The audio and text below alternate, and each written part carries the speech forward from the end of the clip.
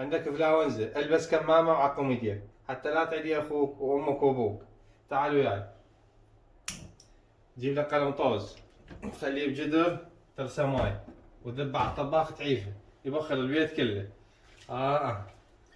ساعة ساعة ونص خليه يفور يبخر البيت يعقم البيت كله. ترى الانفلونزا قوية كلش، اخت الكرون الله يكفينا ويكفيكم الشر.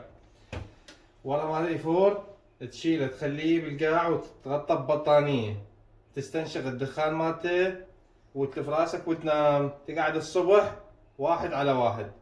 انشرها للأجر والثواب.